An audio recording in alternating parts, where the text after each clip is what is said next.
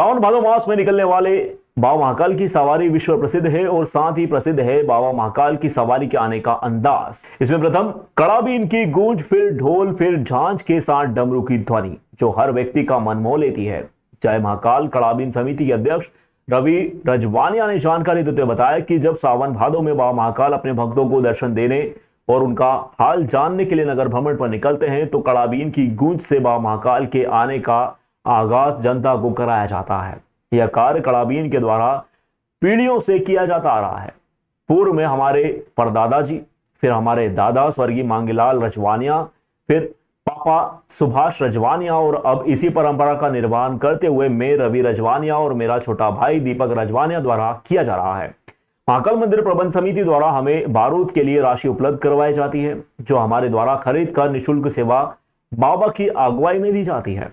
जैसे ही बाबा महाकाल की सवारी नगर भ्रमण के लिए निकलती है, मंदिर में बाबा की पालकी उठते ही प्रथम सलामी मंदिर परिसर, दूसरी सलामी मंदिर के बाहर, तृतीय सलामी रामघाट शिप्रा नदी पर, आरती के बाद चतुर्थ सलामी गोपाल मंदिर और पांचवी सलामी पूना मंदिर परिसर में दी जाती है।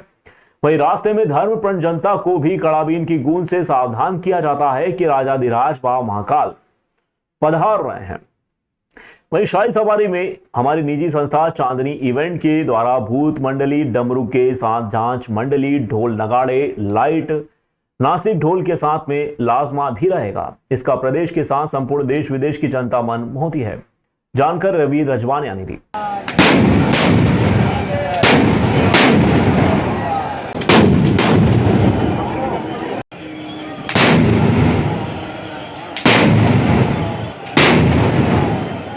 सवारी भ्रमण पे निकलती है, जनता में आवाज़ होता है। इसकी जब आवाज़ इसकी जो गूंजें निकलती है उससे दूर दूर तक ये आवाज़ होता है कि बाबा आप भ्रमण पे निकल चुके हैं और जनता में बहुत उत्साह रहता है।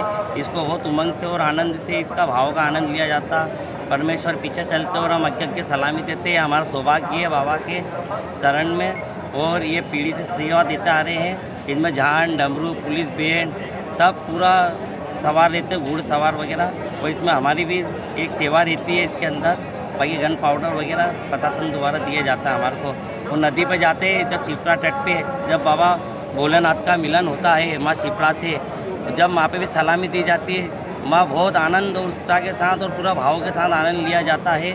उसके ये आवाज़ होता है जनता में जब इसकी गूंजे दत्त का अखाड़ा पे जब सुनने में आती है, वहाँ पे जब गूंजे सुनने में आती है सामने, और साधु संत भी उसका बहुत आनंद लेते हैं। परंपरा अनुसार हम सलामी देते हैं। पहले हमारे दादाजी थे, आज हमारे पिताश्री हैं, आज हम बच्चे चला रहे हैं उनकी। ये पीढ़ियों से परंपरा चलती आ रही है। बाबा महाकाल को गोटा बानर हम देते हैं ऊपर जब पालकी आती है। फिर उसके बाद पुलिस द्वारा गोटा बानर दिया जाता है। फिर यहाँ से सलामी देने के बाद गोपाल मंदिर भी देते हैं, नदी पे भी देते हैं और फिर घूम के जब भ्रमण पे आ जाती है, जब मैं लास्ट स्टेप पे यहाँ पे भी देते हैं। ये तो तीसरी पीढ़ी चल रही है, सदियों से चलती आ रही है परंपरा अनुसार। डर है महाकाल प्रशासन, हमारे गन पाउडर देते हैं और केप देते हैं और जो हमारी जो सेवा रहती है वो निःशुल्क रहती है यहाँ पे चलाने की।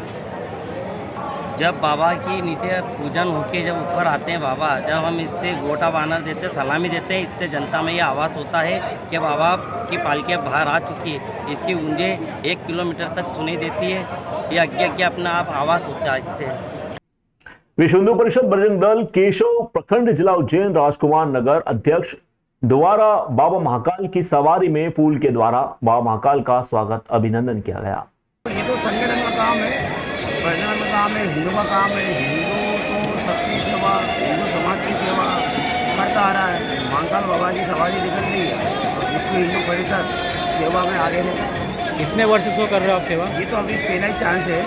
इससे क्या है, परमिशन ली हमने और उसके आधार पे हम महाकाल बाबा की सवारी का स्वागत करते हैं। क्या नाम क्या? मेरा नाम है राजकुमार विश्वकर्मा, विश्व हिंदू परिषद बजरंग दल नगर उपाध्यक्ष। उज्जैन अखिल भारतीय हिंदू महासभा के संत महासभा से महंत नीलेश्वर पुरी जी महाराज, गब्बर शर्मा, अखिल भारतीय महिला मोर्चा की जिला अध्यक्ष रजनी रिया जैन, अखिल भारत हिंदू महासभा युवा मोर्चा जिला अध्यक्ष दिवाकर उपाध्याय, राजू खत्री, जिला ग्रामीण अध्यक्ष दरबार तूफान सिंह राजपूत, शिवा भैया, इन सभी के नेतृत्व में सावन के चौथे सोमवार को बाहर से आए श्रद्धालुओं को वहीं कावड़ यात्रियों को 151 किलो फल फ्रूट का वितरण किया गया।